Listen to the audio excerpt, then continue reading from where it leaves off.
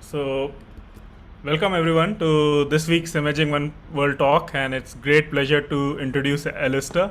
Alistair is a research fellow in Michelle Peckham's group at University of Leeds. He also spent a number of years at industry at Shar Corporation, developing optical systems, and one of his major contributions was anti-reflection system to liquid crystal display.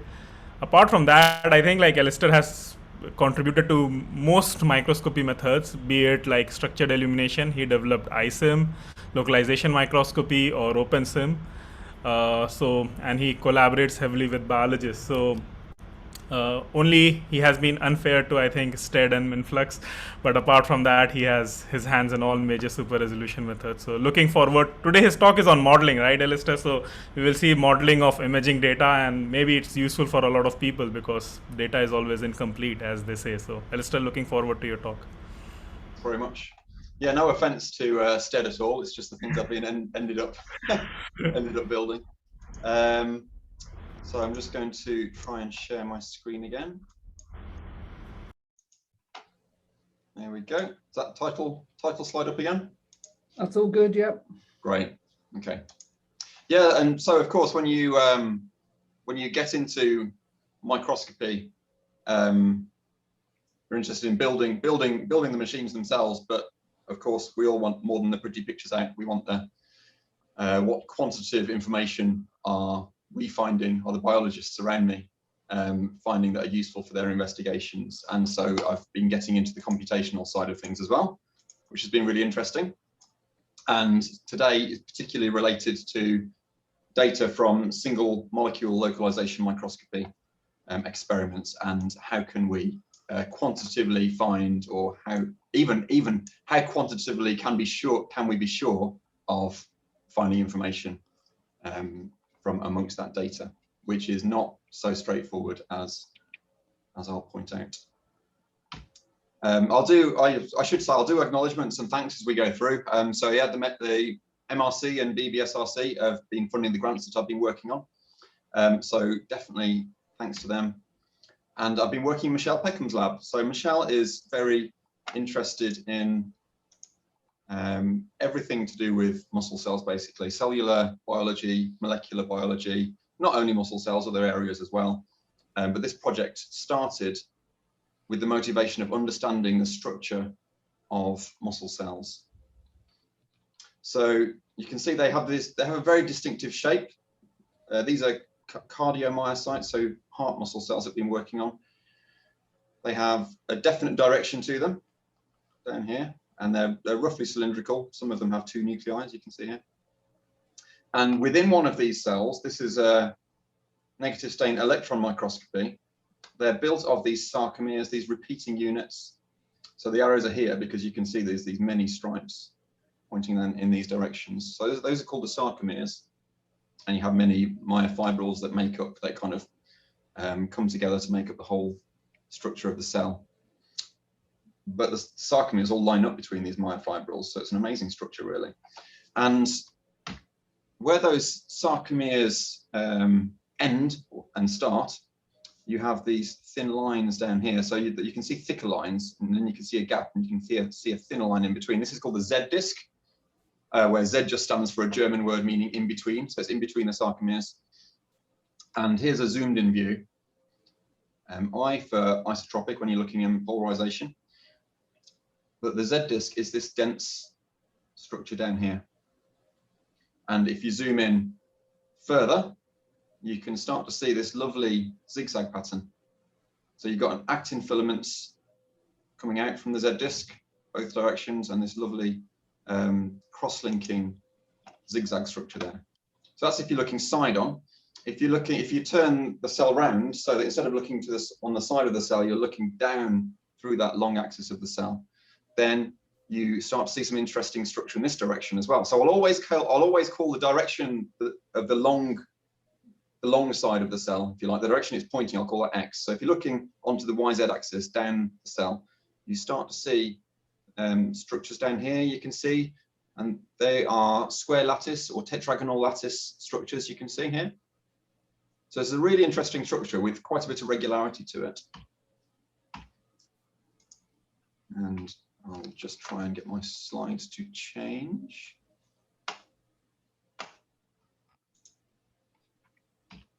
Oh, it seems to have stopped.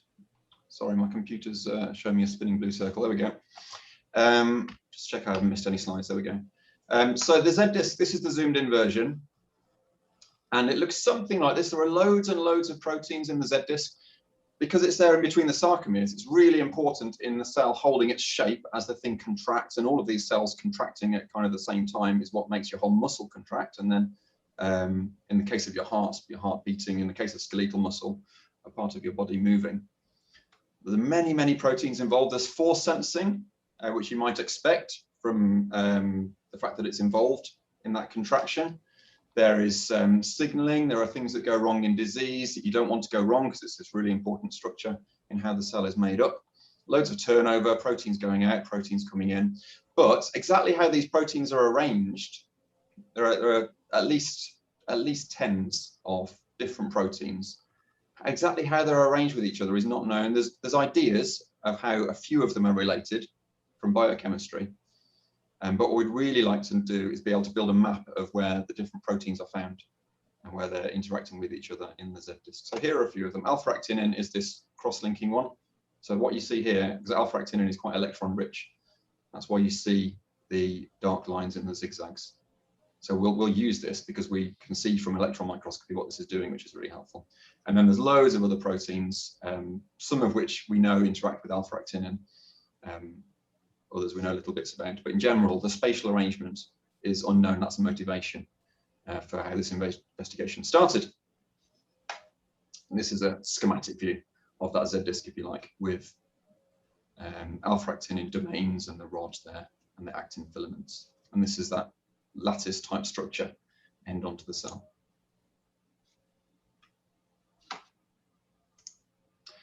Okay, what has been done is some immunogold and then electron microscopy. So people have started to get a rough idea of where things are found, like inside the Z-disc, outside the Z-disc. Other spatial distributions that you could roughly find, but not that much came from that in terms of building the detailed map that we would like to see. So we decided, well, this was even before I started, the data started getting collected on this project. So Michelle was collaborating with Harry Takagi and Harry Schroff, both at the NIH, and that helped single molecule localization microscopy get set up originally at Leeds. And then it all got taken apart before I started, and I rebuilt that one. And now we've taken it apart again, and I'm near the end of building a better one, which has been fun. And they got single molecule localization microscopy started in the lab, and they went for fluorescent protein constructs to get the single molecule localization data. I won't go into detail of how you get the data because that will have been done many times before by different people, but you want your photo switchable fluorescent proteins to light up one by one, and then you localize where each one was. And hopefully it was far enough separated from other proteins that were lighting up at the same time to give you a really distinct location of where that blink was. So you can use fluorescent proteins, or you can use dye-labeled antibodies typically. There are new developments now that I'll be able to go into. But the fluorescent proteins have the advantage over the dye-labeled antibodies in that they bring your blinking fluorescent marker, so in this case your fluorescent protein on your protein construct, they bring that much closer to your target site, to your target protein, than a dye-labeled antibody would. So that's 10 or 20 nanometers away or more, depending on how you do it. And the whole structure has length scales of about 20 nanometers. So having a linkage error of about 20 nanometers is going to really hurt you when you're trying to find anything about this structure. So fluorescent proteins will get you to 2 or 3 nanometers away from your site of interest, where your fluorescent protein is included in the construct. So in this case, it's MEOS proteins, MEOS2 with actinin, alpha-actinin 2 in this case. MEOS 3.2. Michelle Baird, who was in the late Michael Davidson's lab at the time, she helped with these constructs here. But what we're going to have to do, because the fluorescent proteins don't emit as many photons as the fluorescent dyes do when they blink on and then turn off. Statistically, yeah, they emit far fewer photons, which means that their average localization precision they will give you is much worse. So, for example, with MEOS2, it's about 11, 12 nanometers, the average localization precision, depending on how you measure it, I'm sure. But to look at the details of within this 20 nanometer length scale structure, we're going to have to throw away a lot of them. So we're aware that we're going to have to do that. So we'll carry on thinking about what we need to do. Oh, yes, I should definitely say Alexa and Ruth acquired the single molecule data on the fluorescent proteins for us on the system, and they were funded by Wellcome Trust funding for their positions at the time. Ruth's still here at Leeds. She's really important in the staff of the bioimaging facility, actually. So if you have much to do with the bioimaging facility at Leeds, you'll meet Ruth, and she's really great to work with. So yeah, again, to zoom in on the problem a bit more again. This is a projection of our alpha-actinin-2 MEOS2 localizations. This is a zoom in on the yellow box. You can see there are the distinct localizations. You're starting to pick out from one another as you look side onto the cell, if you like. If you look end on, you can see it's starting to look pretty sparse, actually. So this is yeah, rotating the cell round. So you're looking onto one of those Z disks. So we're lighting up something like this, some number of positions on our Z disk structure, and from that, we're going to attempt to accumulate what the average arrangement is for these termini of the alpha-actinin-2 that are labeled with MEOS. So we've got obvious challenges for finding average structure when we look in this direction, because we've got a tetragonal lattice that is pointing in different directions. So for example, here, it's pointing in a different direction to up here. Maybe the lattice constant's changing. And of course, because it's going from one orientation to another, there are discontinuities between those domains of lattice orientation as well. So those things make it pretty hard. But the hardest challenge, even for the side view, oh, sorry, it's gone blue circle on me again. Not sure why. Not sure why it's doing that now.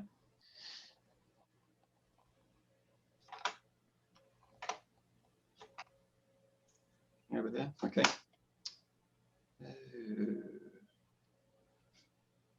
I'm sorry, it wasn't doing this earlier.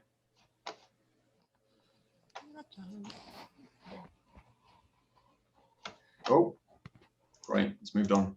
So the main problem, even for this side view of the cell here, is the detection efficiency. So you're labeling with these fluorescent protein constructs, so you can't get that many in there before the cell starts to not work properly, because you're altering the proteins that are in it with your fluorescent protein tags. So you're limited into how much you can get in there. Precision filter I mentioned before, we're going to have to throw away more. I'm going for, we want at least 5 nanometer localization precision estimate for any localization that we keep to do analysis with. So what we're going to do is we're going to throw away more than 90% of our localizations, of our true positive localizations. We're going to want to throw away loads of those in order to be left with high precision. And this is a big, thick 3D cell, so there's lots of background. You can't do this with total internal reflection because there's a really thick membrane on the cell. So we're using epifluorescence here, and there's loads of background. Of course, lots of blinks going off at the same time as each other nearby. So again, you don't get so many results compared to where your target is located in the end. So overall, our detection efficiency, we can estimate roughly from the number of localizations that we keep compared to the size of the cell and the Z disk, and the acquisition volume is about 0.5% of the alpha-actinin-2 molecules. That's what we get in the end. So to generalize out the motivation a little bit, we started wanting to know about the structure of the Z disk in muscle cells, but of course, in general, can a tool that we developed to solve this problem help with finding new biology in general? Other things that are out there include particle segmentation and averaging, which of course involve segmentation. Again, if there are missing localizations, that makes it quite hard. Also, whenever you build your field of view out of your localizations for people to look at, then you're having to choose a pixel or a distribution of pixels to put your information in. And as soon as you're doing that, you're losing some precision on your measurement, because what you started with from your localization is XY or XYZ coordinates. So if you can keep the precision of those, that'd be really great. But even just to segment the particles, if you're thinking of a big thick muscle cell or some involved biology where there's lots going on, even just doing that segmentation in itself can be really challenging to do. And of course, there are some nice examples where you can measure along your reconstruction, and you can do an autocorrelation or just look at the profile and you can say, oh yeah, we've got this really nice 200 nanometer periodicity. If you imagine doing that in 3D, if you imagine you want the detail from say 1 nanometer pixels or voxels, then that's a huge number of voxels and takes a huge amount of memory. The computers I worked on don't they give up before you get to the size of field of view and number of pixels that you would like to do that with to run an autocorrelation on that. And of course, this is a really nice sample to draw a profile on. This is really nicely you don't need to do much segmentation to work out what's going on here. You can just measure along there and it tells you what you have, and it's really nice, but not all samples are like that. Again, if you've got lots of involved biology, it's going to be much more of a challenge to find whereabouts in your sample you should be measuring profiles and doing autocorrelations and things like that. So how can we get around the problems posed by having to find the nice bits of our data maybe, or find the right bits of our 3D volumes? All of these missing localizations that you will have inevitably some fraction of in any experiment, sometimes a whole load of missing localizations like we do. How are we going to get over those problems? So what I started to do is pretty closely related to doing autocorrelations, but it doesn't require you to build your reconstruction to do it in the first case. What you can do is you can take the coordinates of any localizations that you find, and you can look at the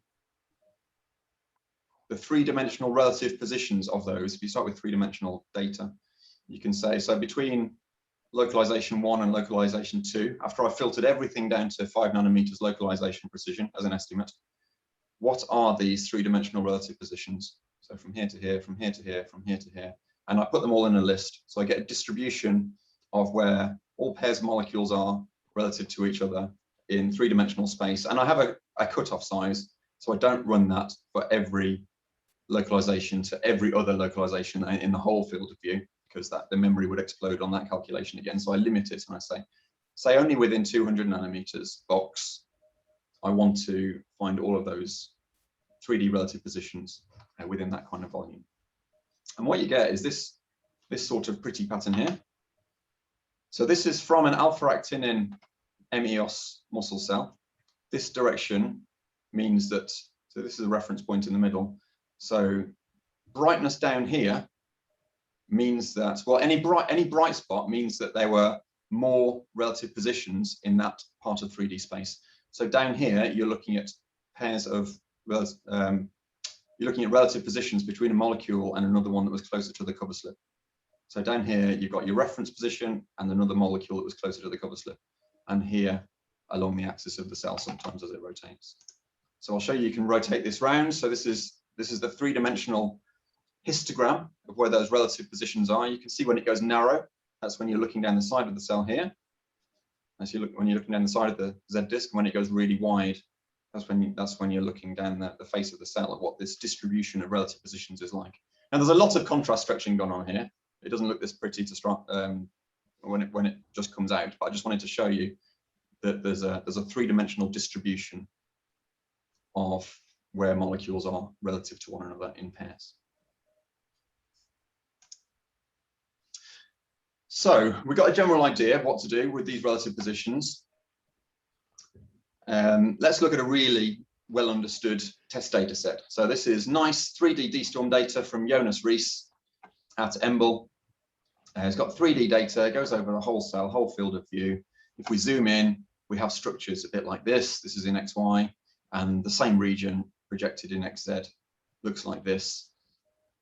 So we want to use our relative positions idea to find out what this structure might be. Of course, we kind of know from previous data, but but we want to do our investigation that we would do as a test case and find out, can we tell what this structure is and what's going on here? So we're going to separate, because there is some clear symmetry and some difference between these. We're going to separate these out into an X, Y, and a Z component and consider what models of organisation there might be there. So if we plot the XY distances, so we have our three-dimensional relative position distribution, so things going in these kind of directions from localisation to localisation, molecule to molecule. If we look at all the, so if this is the XY plane, if we look at all the distances across that plane from molecule to molecule and forget about the Z direction, then these are the distances across the XY plane. And this is a histogram of them, and it's scaled because that helps the fitting algorithms work better later on. But you can see there are thousands and thousands of these, and it makes the histogram quite smooth in the end. So you've got some characteristic peaks here, and you've got a straight line here. So we can model this. We can build a model organization that something like this might come from, and test for how good that looks. If we say it's a ring-like structure, so let's test for rotational symmetry. So we can build a polygon here, and in our polygon with rotational symmetry, we will have certain characteristic distances like B, C, D, E in this case, and there'll be 4 because if this is an octagon. We can have a localization precision term for repeated localizations of the single molecule, which happens, and that will have a certain spread to it because that's what localization precision. That's the best way of measuring localization precision. If you can get a molecule to do that and you know it's happening, you can see the spread of where it is localized, and that tells you what the localization precision is. So we'll do that.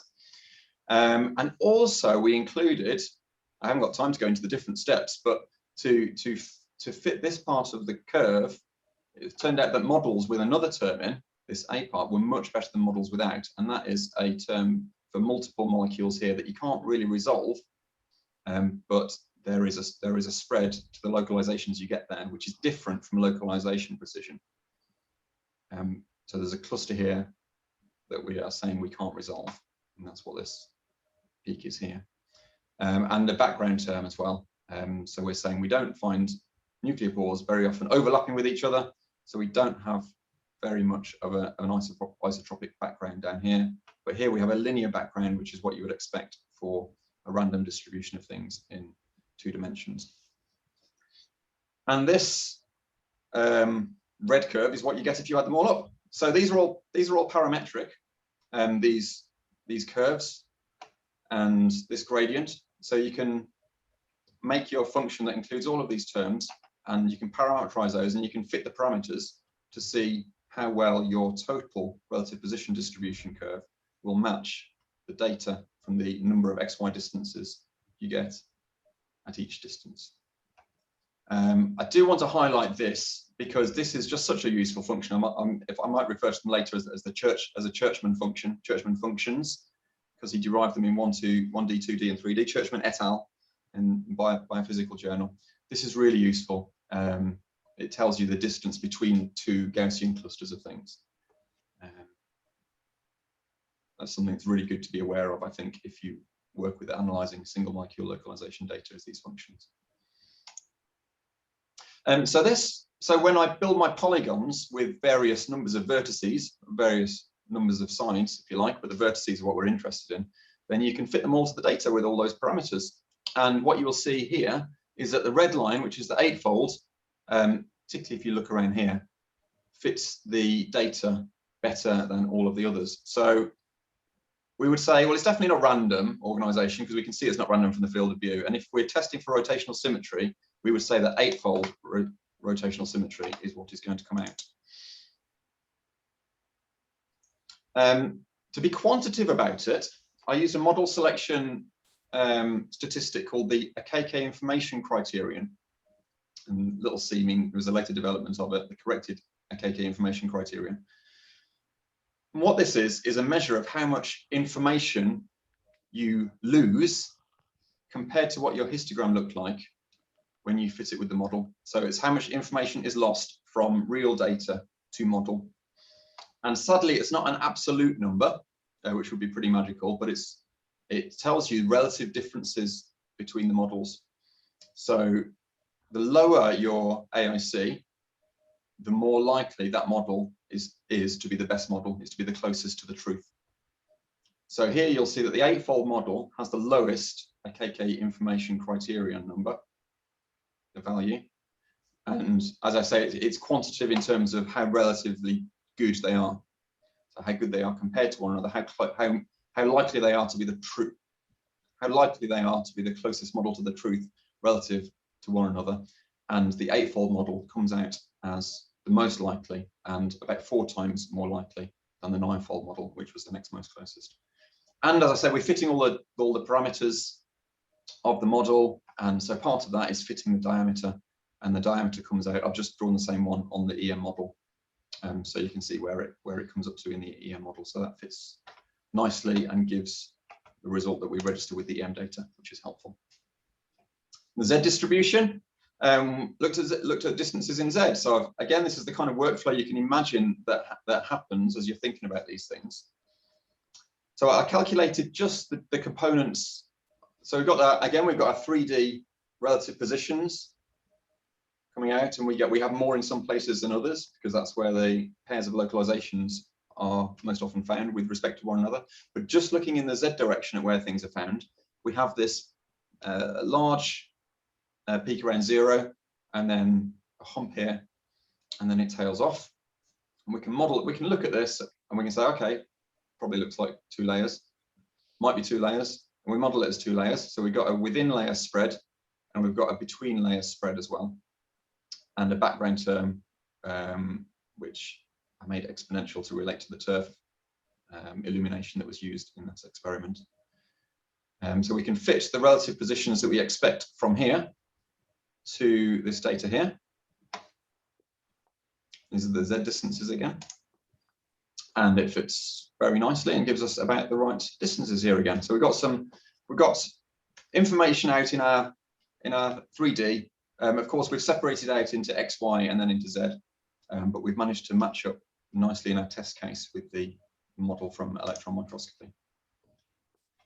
Interestingly, so when we see that we've got this peak here, that's the between layers, we think, well, if I stick to distances, so these are the ones within the same layer of the nucleus. If I stick to distances within 20 nanometers or so in Z, I'll very likely be looking at pairs of localizations from within the same layer, from within the same ring structure, rather than going between ring structures for my relative position. So if I stick to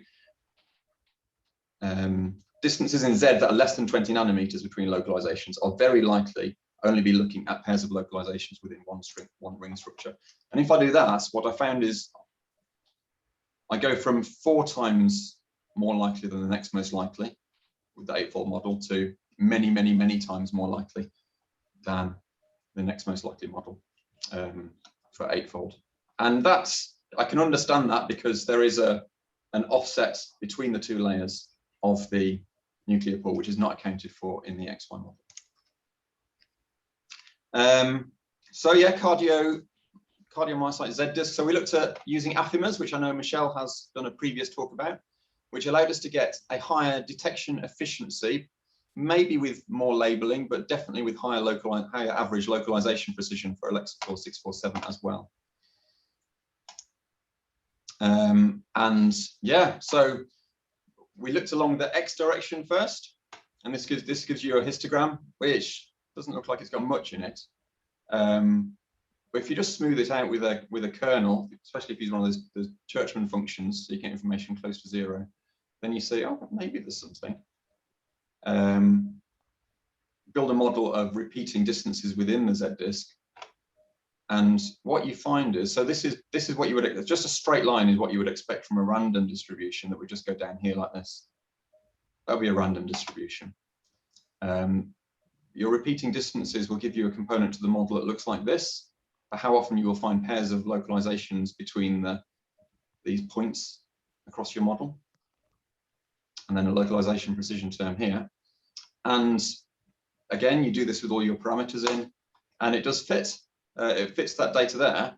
But what you can do, because the AKK, I didn't say, but I should have said, what's really nice about the AKK information criterion is it penalizes you for having more parameters. So if your background, if your random distribution fits fairly well, and your repeating distances distribution fits equally well, then the KK information criterion will select your random distribution because it will penalize you for overfitting when you've built a more complicated model. So what you find is, so this is we're able to run the linear fit from the random distribution through as well. So we find that we always come up about 18.5 nanometers for our linear repeat. So it's fitting something here. We've tried different numbers of layers for the Z disk. And the KK information criterion is substantially lower here to here, which results in quite a difference between the relative likelihoods of the linear repeat structures compared to the random structure. And these aren't that different from one another, so we kind of lump them in the same. So we've really concluded that there is a repeat at this sort of distance. We haven't really concluded how many layers there are, but we have concluded that there is a linear repeat because this is far more likely. Especially if you add these up, this is like 0.97, 0.98 compared with 0.02. Those are the relative likelihoods. And this is the model that we end up with. I'm sorry, I'm rushing a bit now, so I've probably taken a bit too long earlier. And we could maybe say that these are more likely than this one, but there's not that much of a difference. But we agree with the electron microscopy result in the end, which was saying that there is this 19.2 nanometers result. We found pretty close to that, and 4 to 6 layers in the Z disk, which we've also found. In Z, it's much trickier because of all of those lattice discontinuities that I was talking about. So I'll go into a little bit of detail quickly. But if you try and fit this, basically you've got more noise up here just because of Poisson counting noise. You're doing a histogram, and your fit of the parameters and what they do is largely determined by the uncertainty on your linear fit here. So what I did was I standardized this, which you sometimes do in spatial statistics. So I divided the number of counts by this distance. So I smoothed it with one of the Churchman functions first. Then I basically made it so it would just flatline if there were no characteristic distances. It would just flatline. So this is the kernel density estimate from up here divided by the distances in YZ. So it would just flatline if there were no characteristic distances. There's some small fluctuations here, and these do actually model really well, surprisingly, but they are only small. So I'm not doing too much of a song and a dance about this. But it is interesting that they do fit those distances, and this is the 24 nanometer distance between parallel actin filaments. Maybe this 11 nanometer distance might be between two dimolecules, either side of an actin molecule in these kind of positions. I don't know, but it's really interesting that this came out anyway. So that was good. So going back to the PALM data, this is much more challenging because we're now going back to about 0.1% of alpha-actinin 2 detected, about 0.3% of the lattice points detected after having thrown away all of the low precision localizations. Just a reminder, this is a bit what our 3D relative position distribution looked like, kind of side onto the Z disk. This is what it looked like face onto the Z disk.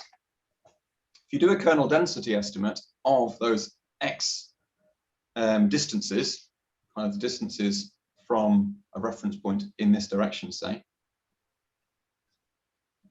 if you do a kernel density estimate, you get something that says maybe, and actually it does. Again, it just comes out a lot more likely than the random distribution going down here. And you're being penalized very heavily in this case because what I needed to do was to say that these peaks, because of the noise in the data, these peaks were no longer related to each other by a fixed ratio in amplitude. Actually, they all had their own fittable amplitude to these peaks. So there's loads of parameters in here, and the KK information criterion had lots of opportunity to penalize this model for doing that, but it still came out.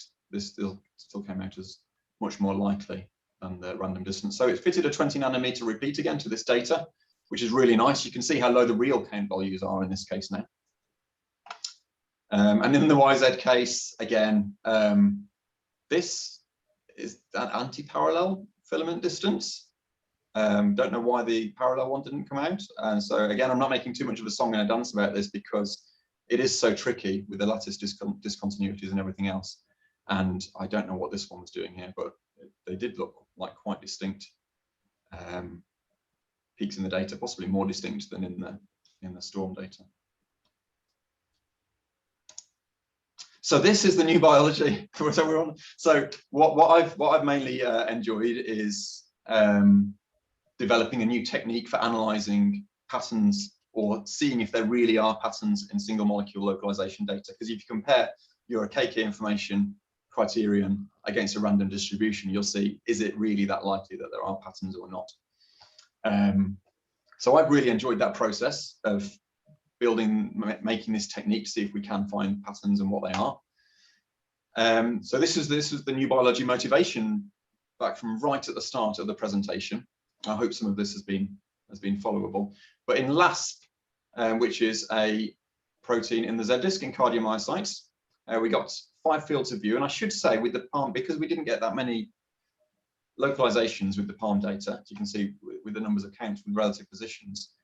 And what you can do actually, if you say the X direction is here, what you can do is you can line up your X directions between different cells. So my cell pointing in this direction, I can align with another cell in another field of view pointing in this direction, because I always say that the long axis of the cell is X. So I can combine my relative positions together from the different cells. So this is data combined from 5 fields of view. This is just one of them. From the 3-dimensional relative position distribution, this is the distribution of distances along the axis of the cell. And what's really interesting here is that there is actually really quite a regular, what looks like quite a regular set of peaks, about 20 nanometers from each other after an offset at the start. Now, I haven't got a model that fits this, but it did seem quite striking that these are so periodic, but there is this offset here. So this doesn't give you a conclusion about new biology, but allows you to make a new hypothesis that you can then investigate in more experiments, which is that LASP2, so we're looking at the C terminus of LASP2. If you have a most likely position for LASP2, for this LASP2 terminus at the end of the filament, and then it's less likely, but sometimes occurs at other places in the Z disk along the actin filament. That's the black arrow. So you've got most likely here, and then less likely here. And where it's most likely at the end, so sometimes at the end of the filaments in the Z disk, proteins have a different role, and they interact with different partners. So a reasonable hypothesis would be LASP does that as well, and it's most likely to be found at the very end and interact with its partners differently over here. And then it has a likelihood, but less likely of being found in these positions over here. So that's a new hypothesis for how LASP may be distributed and looking for different interactions in the cardiac muscle Z disks. Myopaladin is another Z disk protein. Again, I aligned the data from 5 fields of view, and didn't find a pattern, which I didn't. I mean, finding patterns is more interesting, but I was also happy not to find a pattern because it means that I don't always find patterns by mistake. So that's a little bit reassuring. And it's also found, as well as being found in the Z disk, we know it's also found just outside the Z disk, and I didn't take account of that. So it's also, even if there is a pattern inside the Z disk, it would be confounded by the fact that it's found just outside, possibly in a different arrangement as well. So it's, even if there was a pattern, it's reasonable that you wouldn't find it. And also I don't mind not finding a pattern sometimes, because it means that they're not an artifact I always get. So yeah, this is where you can find the software. I'm happy to help people talk about using it. Joanna Leng is a research software engineer fellow with EPSRC here at Leeds, and she's really helped me get this in a releasable format, the way we've made it available so far, and call it PERPL for short, if you want to refer to it in any way. Pattern extraction from relative positions of localizations. And so there are other things you can do that I'd like to do. One is you can look at any new biology. It'd be really interesting. Again, feel free to get in touch. I'm really interested in what else it might be useful for. Looking in 2 channels, I'm really interested in if it will be useful for that. So this is data from Ulashini, Chuntha Bon, and David Beach here at Leeds. And we're looking at the distances between a receptor and another protein that's associated with cell-to-cell junctions, and looking at the distributions here. So here I've got 2 of these Churchman functions. One's coming up here, and another is accounting for this variation down here. So looking at combinations of proteins and more than 2 would be really interesting. You can use it to, if you know you've got a test sample that works really well and you get really conclusive findings from PERPL, you can use it to look at how well or what different data you get out from different data acquisition techniques as well, which can be useful. I'd really like to go from this kind of magically to a full 3D model of complexes, but I've not been able to start work on that yet, and that seems like a real challenge, but again, a really interesting one. So that's it from me. I may have gone on a little bit too long. I'm sorry about that, and I hope you could follow some of it. And yeah, I hope that was interesting. Thank you very much. Thanks, Alistair, for the excellent talk, and really enjoyed listening to it. I hope there are some questions. While people think of it, we can have the quiz. So the Mentimeter link is right there, and I will post it again.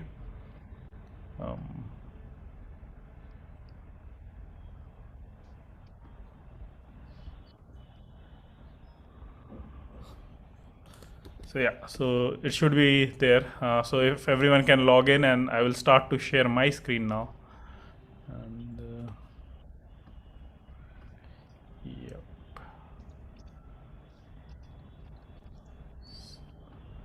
This goes in the presentation mode. Okay. So we didn't have a lot of people today, but still expecting quite a few else it will be a 2 people competition, so that would be also interesting. So I think one was busy cooking and scared people. Oh, that's nice. So we can wait for a couple of minutes. So meanwhile, if we have any questions from Alistair, somehow it seems like after Halloween talk is too tiring for people, maybe.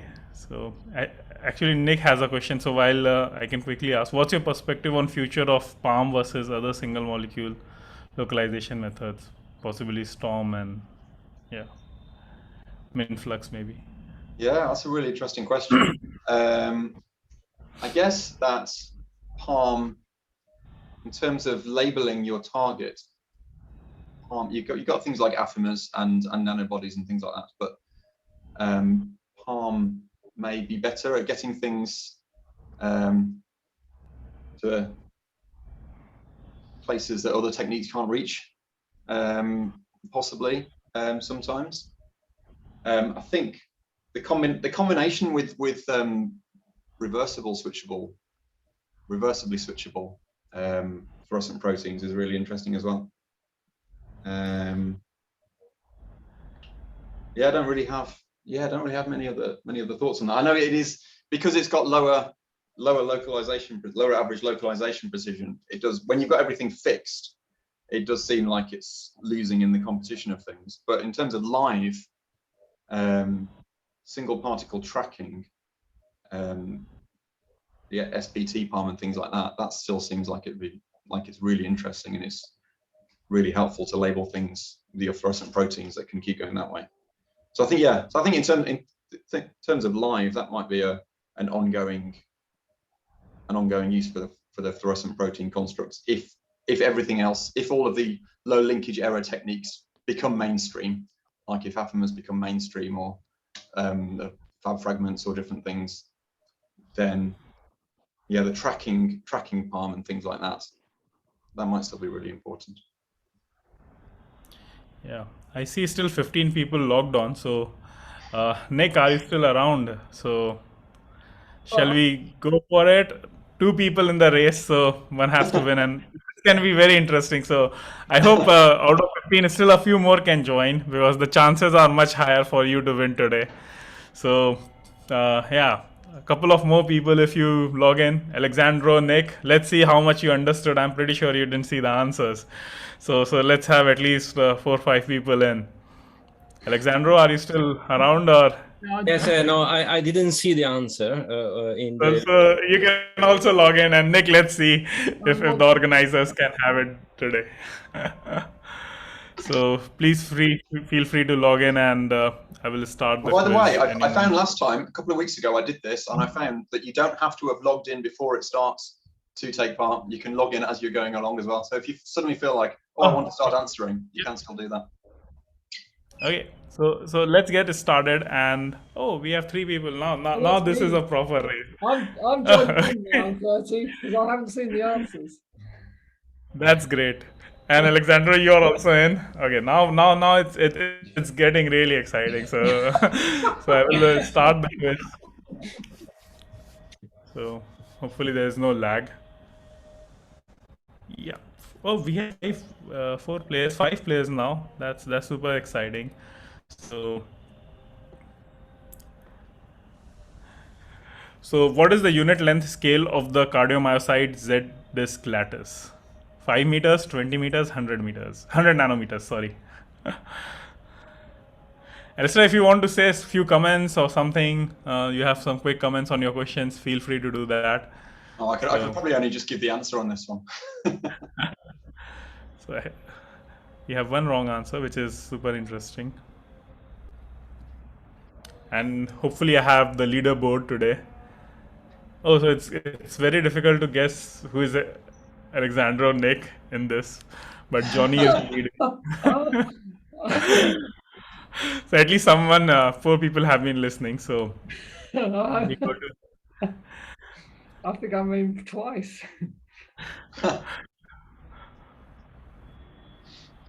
So how closely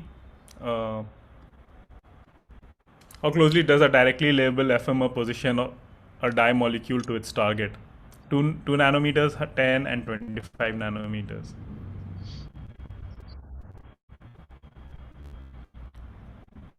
Actually, Esther, while I was listening to your talk, I got lost in a lot of new questions that we might answer with your method. So, right. Hopefully, I will ask later. So let's see who. I think Johnny was leading, and it's quite close actually. It's only slightly more than 100 points difference. So I hope it's not Alexandra and Nick competing with you. I'm sorry to say. I think it might be. I bet let's say I'm trying to answer very slow in order to give the priority to others. How should AIC be interpreted for model selection in investigating structure, including variability?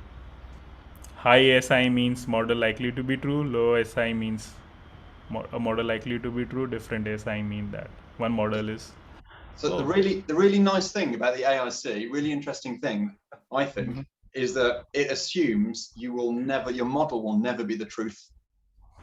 It assumes that the reality of the situation will always be more complex than your model. So you're just looking at how far away from the truth, or how relatively far away from the truth are your models likely to be, which I think is really interesting and also very honest, saying actually we're probably not going to understand it all in the next step of our investigations. So I think 2 people pulled out, and so we have one correct answer, and this can be a game changer because one person getting the right answer, and this Bill. So I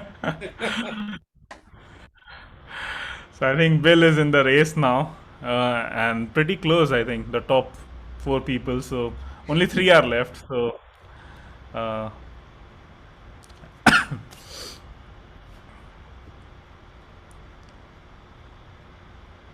I think we should have a Halloween break also.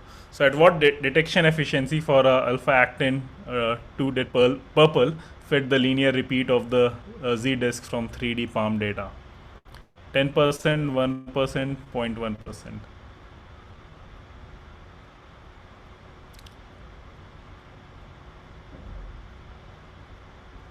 Yeah. So that's actually pretty impressive, Alistair, right? 0.1%. Yeah, detection. It was really nice that it came out on the control sample. Yeah. So what do you think about DNA paint in this? So has someone done like DNA paint on alpha actin too?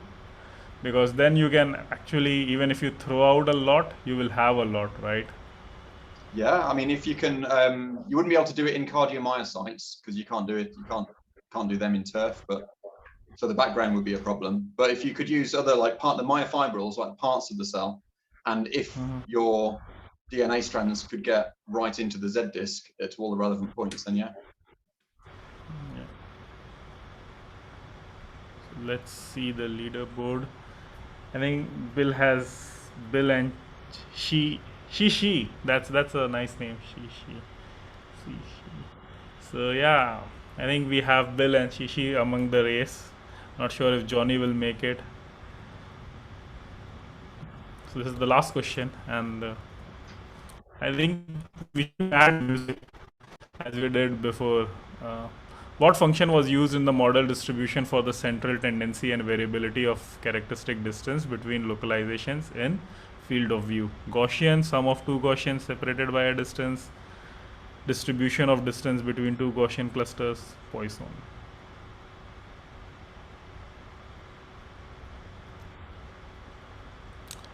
Yeah, so I guess everyone got it right. That's good. So, I like that. Yeah, that's at least people paid attention to end of your talk and the church paper. So, so let's see if Bill is winning probably. Yeah. So is it Nick, you, Bill? No, it's not me. I tried to answer as slow as I could. So Alexander, is it you then? Unfortunately, yes. But you can still clap. That's impressive. Because you joined the race quite late, right? You didn't answer, I think, first one question or two. You can answer retrospectively. So yes, I did. Not retrospectively. Okay. You can answer even if you were not immediately in the first screen. Yeah, you can log in later, can't you? Okay, got it. Yeah. Although I was the one that answered scaring people, so. Okay. So that's almost end of our presentation, and I will stop to share screen and let's see if we got some more questions. I've got one more. Yes, go ahead, Nick. How do you deal with drift during data acquisition? Because presumably you're pushing your acquisition to longer periods of time to try and squeeze as much out as possible. Yeah, with the cardiomyocytes, it was tracking fiducials. So we have a on the system as it was. We won't anymore actually. But we had the C focus from Mad City Labs, which helped with Z drift after it's been running for a while. Then it keeps things quite solid. What that does is it sets a mechanical distance between your objective and the stage. And if there's some thermal drift between where your objective would have sat, it sits in a little piezoelectric holder, and it can move your objective down a little bit to keep that up and down a little bit to keep it really constant. And apart from that, he was tracking fiducials and subtracting the movement of fiducials smoothed over several frames. Right, thank you very much. So I will ask one last question. So a lot of labs have now started doing single molecule, but most of them don't employ modeling, especially with single molecule. Like as I said before, the data is always incomplete. There is labeling problem, detection issue. So, and especially with your modeling, it actually fills in for the incomplete data because you have a predefined structure and you fit it to it. So why is there this, let's say, a lag or let's say single molecule people hesitate in doing modeling, or do you think it's just not in fashion these days? I think there's quite a lot of interest in being able to do it. I think one is, I think everyone has their own experiments and solves their own problems, and I think sometimes in those there isn't really a need for modeling. I think if you can build your reconstructions and they show your biological feature, if the pixelated version is good enough, then. I mean, to put the question other way around, let's say there was a recent thread by Reto, you know, what new structures has single molecule field found out. So most of them have been like the EM structures rediscovered with light microscopy. There have been a few new, let's say synaptomal complex. There can be a lot of things, and then including nuclear post. So, but still, like modeling is, apart from you, I haven't seen much modeling to discover new things, right? Yeah, I think it does need new approaches is the thing, because I think we want to be able to copy electron microscopy and do single particle averaging. That's what we'd really like to just be able to do, but we have these challenges of the detection efficiency and things like this, and you just get, obviously when you're averaging single particles, that's quite clean, and if you're averaging in the middle of some messy biology, it's really messy. So it does require some new ways of dealing with that mess, I think. So I think where it's clean enough, then like I really like the things that people like Bernd Rieger have developed for doing averaging. I think they're really great, and where it's clean enough, then there's obviously things like that. But apart from that, it does need some new thinking about it, I think. Okay, so I think we are just about the time, and thanks again. It was super interesting talk, and hopefully we will have it on, and people interested should watch the talk on YouTube. So thanks again, Alistair. Great talk. Pleasure. No, thanks very much. Thanks very much for inviting and organising. It's really a pleasure. Thank you very much, Alistair. Bye.